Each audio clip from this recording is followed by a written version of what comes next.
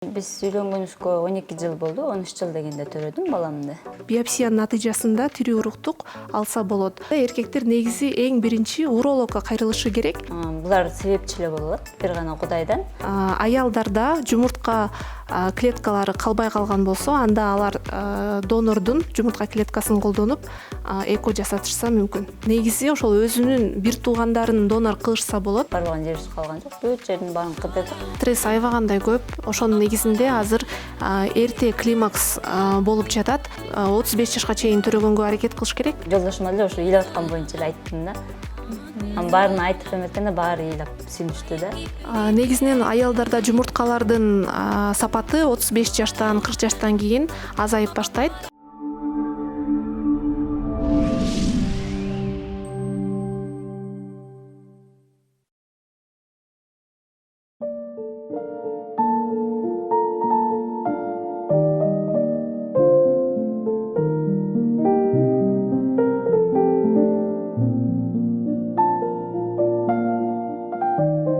Саламатсыздарбы жалпы биздин көрүүчүлөр, бул Солото YouTube каналы. Бүгүн дагы буюрса жакшы бир кызыктуу маектердин бири болот деген ишеничтебиз. Андыктан ар бир адамды экранга жакыныраак чакырабыз. Анткени ата-эне статусуна ээ боло албай жаткандарга бул маек абдан пайдасын тийгизет деген ишеничтебиз. Бүгүн биз Анкалаев клиникасына келген учурубуз. Бүгүн дагы буюрса эң мыкты профессорлордун катарын толуктаган Жихангир Мырза менен биргеликте маек курабыз. Саламатсызбы? Саламатсызбы. Кандайсыз, жакшысызбы? Жакшы. Жакшы, шүгүр. Бүгүн дагы буюрса, дал ушул ата-эне боло албай жаткандарга жакшы бир пайдалуу маектерден кылабыз деген ишеничтемин. Алгач жалпы көрүүчүлөр менен амандашып алыңыз. Саламатсыздарбы баарыңыздарга? Бүгүнкү интервью абдан пайдалуу болот деп ишенем. Өзүңүздөргө бүгүнкү интервьюдан жакшы маалыматтарды ала аласыздар деп ойлойм. Бүгүн дагы буюрса көптөгөн суроолорго жооп алалы. Алардын алгачкылары болуп бул тукумсуздук боюнча азыр көптөгөн мырзалар. Бабамыздан мутлума? Бабадан мутлу? Жаңылышпайбыз. Өзбекстанда болобу?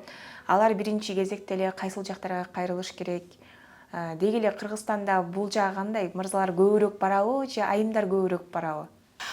Негизи эркектерде тукумсуздук көйгөйү болгондо алар эң биринчи эле эң негизги анализ спермограмма анализин тапшырышы керек.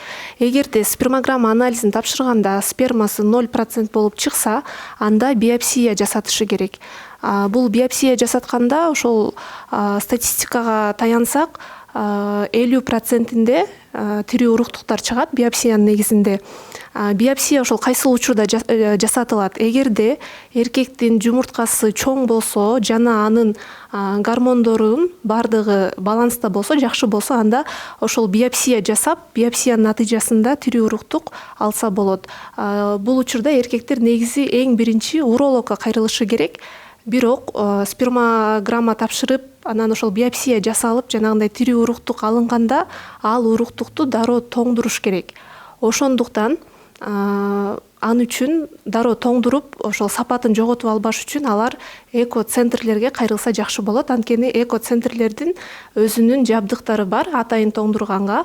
Ошондуктан бардык эркектерди, эгерде тукумсуздук көйгөйү бар болсо, дароо эле спермограмма анализин тапшырып эко центрге баруулары керек. Мисалы үчүн эки түгөй үйлөндү, бирок көпкө чейин балалуу болбой жүрүштү. Бирок алар дал ушул эко аркылуу балалуу болууну чечти. Алгачкы кадамдар эмнеде болуш керек? Жана дагы мисалы үчүн мырзалар көбүнчөсү намыстанып, анча баргысы келбейт больницаларга жана башкаларга. Эркек киши да сөзсүз аял менен чогуу биргеликте келиш керекпи? Ооба, эркектер дагы сөзсүз түрдө келиш керек. Анткени эко жасатуу үчүн аял дагы, эркек дагы керек болот. Эгерде жубайлар үйлөнгөндөн кийин 1 жыл ичинде балалуу болушпаса, анда алар сөзсүз түрдө репродуктолог деп коет. Ушул тукумсуздук боюнча караган дарыгер. Ушул дарыгерге келиши керек. Дарыгерге келгенде алар дарыгер ушул жубайларга 3 изилдөөнү жүргүзөт. Бул биринчиси спермограмма, экинчиси рентген маточных труп деп коет, жана жатын түтүкчөлөрүнүн ачыкпы же жабыкпы ошонун рентгенин кылыш керек сөзсүз түрдө. Анан үчүнчүсү УЗИ. Спермограмма анализи ошол буга чейин айтып кеткендей, эркектердин ошол сперматозоидтери канча санда, кандай сапатта, кыймылдуубу, кыймылдуу эмеспи ошону көрсөтө турчу анализ. Ал эми рентген болсо ошо жатын түтүкчөлөрү ачыкпы, жокпу, бул рентгенге биз баардыгын жолдой бербейбиз. 1 жылдын ичинде эне болбогон пациенттерге сөзсүз түрдө ошол рентгенди тапшырууну сунуштайбыз. Ал эми үчүнчүсү бул УЗИ. УЗИден болсо ошол пациентканын бейтаптын жумурткасынын санын карайбыз, канча калды. Ошондуктан ошол бул 3 изилдөө жанагындай ата эне боло албай жаткан 80% жубайларга ушул изилдөөнүн жардамы менен чечим табууга аракет кылабыз. Эркектер сөзсүз түрдө аялдар менен чогуу консультацияга келиши керек.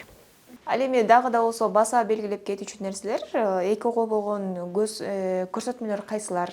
Ошолор боюнча, андан сырткары азоспермия боюнча дагы кененирээк маалымат берсеңиз.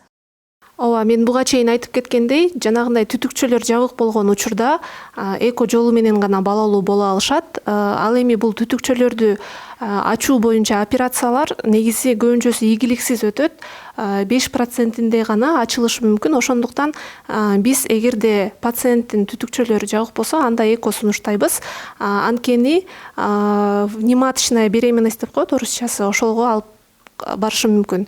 Ал эми эркектерде спермограммасында эгер 0% болсо же болбосо андан бир аз көбүрөөк болсо, анда эко сунушталат. Эгерде эркектердин спермограммасында сперматозоидтердин саны 10 миңден өйдө болсо, анда инсеминация жасоого мүмкүн. Эгер ылдый болсо, анда дагы эко сунушталат, экого көрсөтмө болот. Ал эми эгерде дагы бир үчүнчү учур бар, аялдарда жумуртка клеткалары калбай калган болсо, анда алар донордун жумуртка клеткасын колдонуп эко жасатышса мүмкүн. Эко боюнча көп эле маалыматка ээмин, бирок ошол эле учурда донор темасын азыр биринчи жолу угуп атам. Бул нерсе жаңы пайда болгон нерсеби же мурдадан беле бул нерсе бар беле?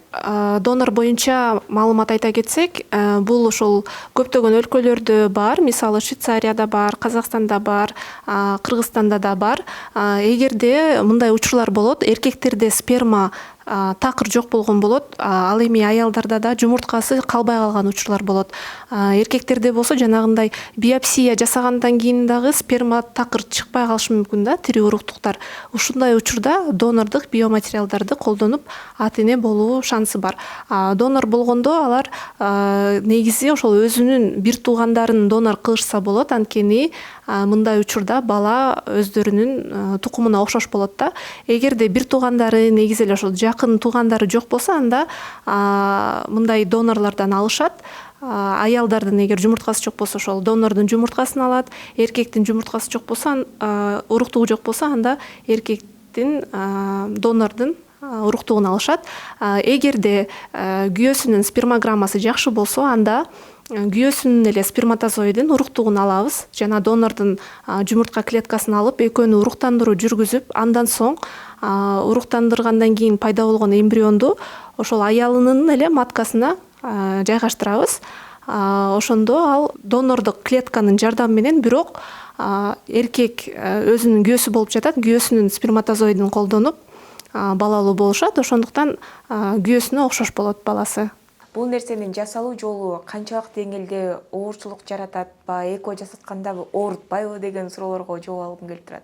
Негизи экого даярдыктарды баштаганда ошол айыздын 2 же 3 күнүндө уколдорду сайып баштайбыз. Күн сайын уколдорду алышат.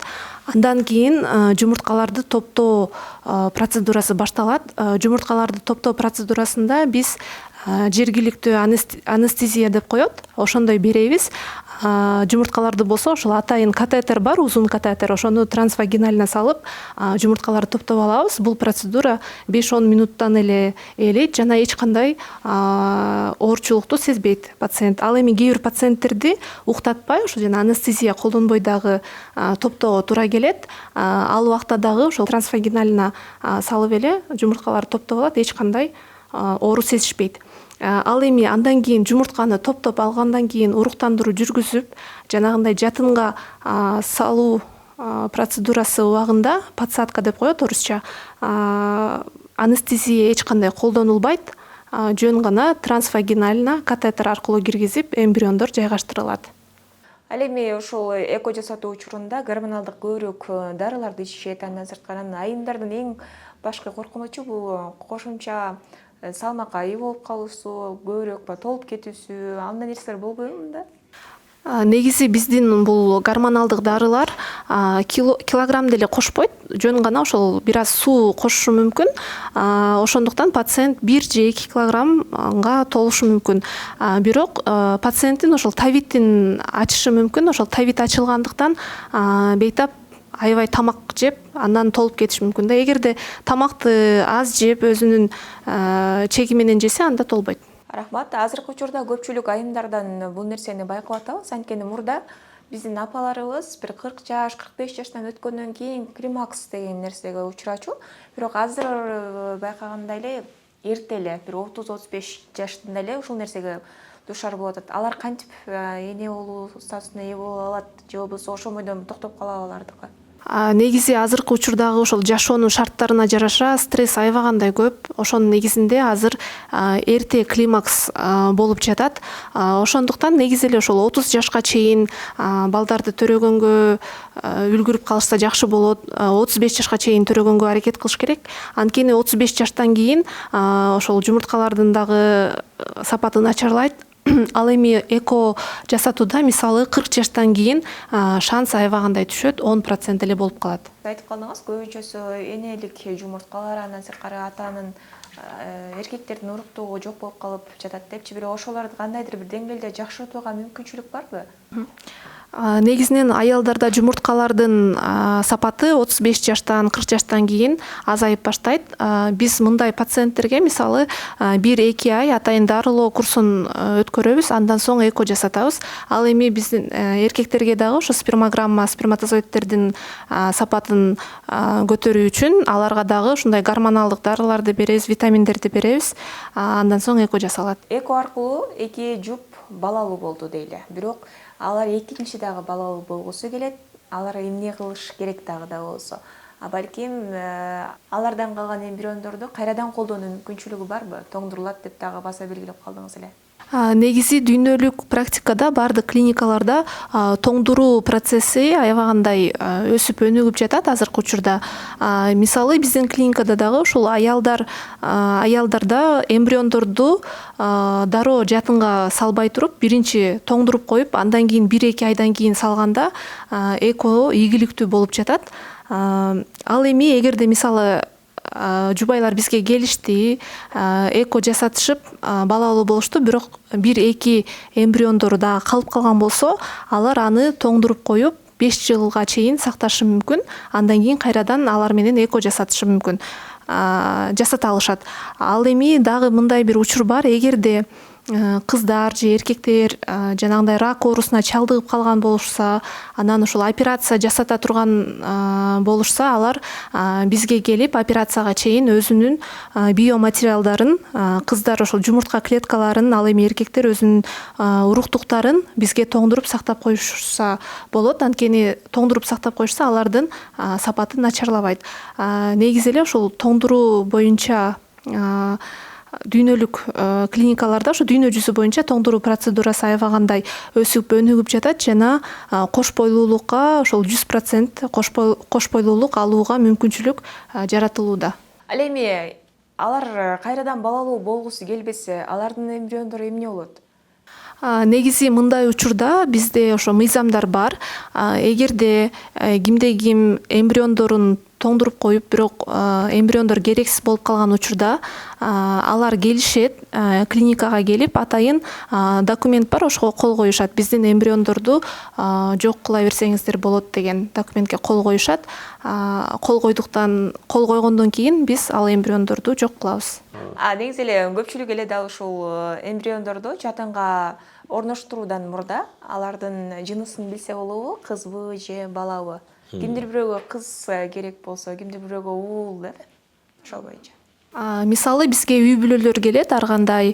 Кээ бир үй бүлөдө 3 кыз болот, ал эми кээ бир үй бүлөдө 3 эркек болот. Эгерде мисалы бир үй бүлөдө бир кыз болуп, анан мен эркек балалуу болгум келип жатат десе, биз андайларга этикалык жактан жардам бербейбиз. Эгерде 3 кызы болуп бир эркек бала болууну каалашса, ал эми тескерисинче 3 эркек болуп бир кыздуу болууну каалашса, анда мындай учурда биз жардам беребиз.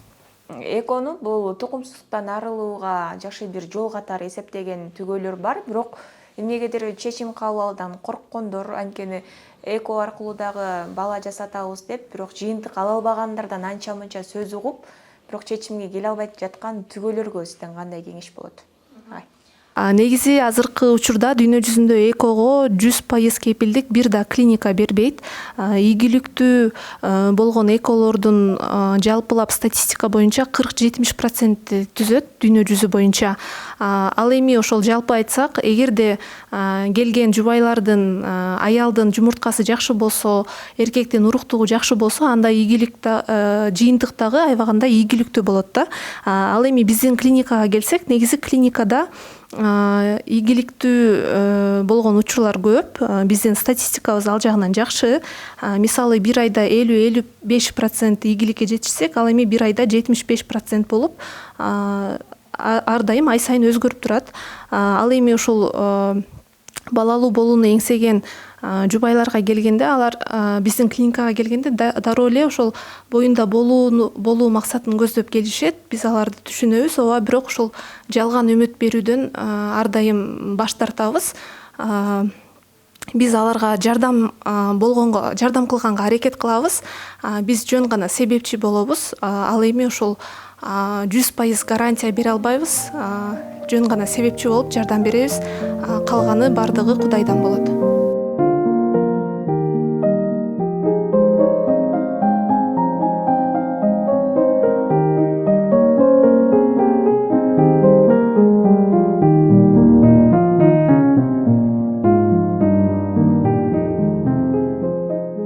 Бала бакыт деген сөзгө бардыгыбыз эле кошулсак керек. Азыркы учурда өзүңүздөр билгендей эле, чындыгында бул эко жасатууга мажбур болгон түгөйлөрдүн көптүгү албетте капа кылбай койбойт. Бирок алардын катарын толуктаган Наргиз айым дагы көп жылдан кийин дал ошол клиниканын арты менен азыркы учурда уулун бооруна алып, кубанычы койнуна батпай жаткан учуру. Саламатсызбы жеке? Саламатсызбы. Алгач дал ушул сиз менен жакыныраак таанышалы. Анан канча жыл балалуу боло албай жүрдүңүздөр? Ошол боюнча айтып берсеңиз, анан эмне үчүн эко жасатууга мажбур болдуңуз? Диагнозуңуз кандай? Ошол боюнча. Биз үйлөнгөнүбүзгө 12 жыл болду. 13 жыл дегенде төрөдүм баламды. Мындай диагноз деле айтышпайт да, баары эле жакшы. Бүт жерге бардык, барбаган жерибиз калган жок. Бүт жердин баарын кыдырдык. Баары эле жакшы дейт. Анда экого бул онкологиядан утуп алып келип калдык да. Демек, конкурс аркылуу бул жакка катышкансыздар. Конкурс кандай негизде жүрдү? Бирок эми биз кыргызчылыкта көбүнчөсүндөй уялуу, тартынуу, бул нерсени ачыкка чыгарбай уят болот го. Анан конкурска катышканда жакындар кандай көз карашта болду? Баары сүйүнүштү. Анткени мен отуруп эле конкурс болуп атканын көрүп калып эле сразу катышам деп эле катышып алдым да. Бирок баары сүйүнүштүү утуп алганмын да.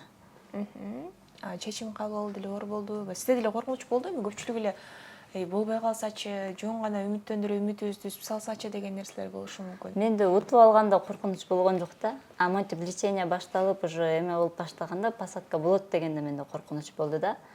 Так мен утуп алганда эле барам деп эле туруп алдым да. Конкурс чындыгында мындай тактан өттү, кандай өттү жүрүшү? Тагдан өттү деп ишенем мен. Так мен буга чейин канча эмелерге катыштым. Бирок мындай утканда аябай таң калдым да өзүмөчү. Чын эле мындай утат турбайбы деп аябай таң калдым да. Чын эле өттү. 100% бекер болдубу? 100% посадкасы бекер болду. Эми лечение эмелериң ал өзүңдөн болот да. Лечение кылуу учурунда, мисалы үчүн эко жасатуу учурунда кыйынчылыктар менен бөлүшсөңүз? Кыйынчылык деле болгон жок. Мындай дары парларын ичип турасың, бирок убагы менен ичишиң керек. Ошо организмиң эме болуш үчүн.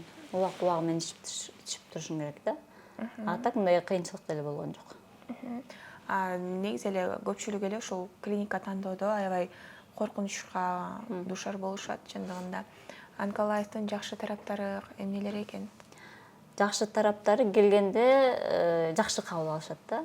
Сразу өзүнө тартып турат да. Билбейм, мен сразу тартылдым эмнегедир. Анан жасып эме кылсаң да сразу жооп берип турушат, эме кылып турушат да. Ошосу жагат да мага. Келиңиз ошол күнгө бир көз чаптыралы. Эко жасаттыңыз, бул жака келдиңиз. Анан жыйынтыгына ээ болдуңуз, боюңузда бар экенин билдиңиз. Ошондогу эмоциялар. Жолдошуңузга кантип биринчи сүйүнчүлөдүңүз? Анда мен мага чалганда эле ыйладым. Сүйүнгөндөн эчтеке сүйлөбөй эле ыйладым. Анан жолдошума деле ошо ыйлап аткан боюнча эле айттым да. Анан баарын айтып эметкенде баары ыйлап сүйүнүштү да. Анан көбүнчө көп эмеге деле айткан эмеспиз, бирок все равно бияктан чыгып эметкенде болду да. Баары куттуктап жатышты. Азыр эми баланы кучакка алып эле эч нерсе керек жок. Азыр жыргап эле калдык. Баланын ден соолугуна таасир этпейт бекен? Жок, баланын ден соолугу жакшы. Кудайга шүгүр. Ал эми дал ошо сиздер бир балалуу болдуңуздар да 13 жылдан кийин, бирок андан кийин да калган эмбриондор пайда болсо, бар болсо тоңдурулган. Дагы да болсо балалуу болоюн деген Биздики дагы экөө бар. Кудай буйрса дагы келебиз деген ниетибиз бар. Азыр ошо биз дагы ошол нерсеге мажбур болуп турабыз деген түгөйлөргө кандай кеңеш берет элеңиз? Сиз жыйынтык көргөн адам катары. Жыйынтык көргөн адам катары бир гана Кудайдан дейт элем. Булар себепчи эле болот, бир гана Кудайдан. Анан келгиле деп айтат эле, коркпой эле келип, анан бир Кудай деп эме кылыш керек да. Анткени мага да көп жазат да Инстаграмдан. Ошолордун айтыңызчы, кандай эмнелер жазышат көбүнчөсү? Болобу, анан кантет, эмне кылат деп жазышат да, анан мен баарын айтам, бир гана Кудайдан. Анан ар бир адамдын организми ар башка. Меники башка, силердики башка деп жооп берем да. Азыр балаңыз канча жашка чыгып калды? 6 ай болуп калдык, Кудай буйрса. Ал кадимкидей эле жанагы беркиндей төрөлгөн баладай эле кароо болот бекен же аны ай сайын кадимкидей текшерип турушабы бул клиника тарабынан? Жок, кадимкидей эле балдардай эле болуп чоңоет. Анчалык деле ай сайын лечение кылып эме кылбайсың. Демек баардыгы жакшы. Баардыгы жакшы. Дал ушундай бактылуу мүнөттөрүңүз менен, сүйүнүчүңүз менен бөлүшкөнүңүзгө кубанычтабыз. Балаңызга чын ден соолук каалайбыз. Дагы да болсо артынан көптөгөн балдарды алып келе берсин. Рахмат. Өзүңүзгө ден соолук.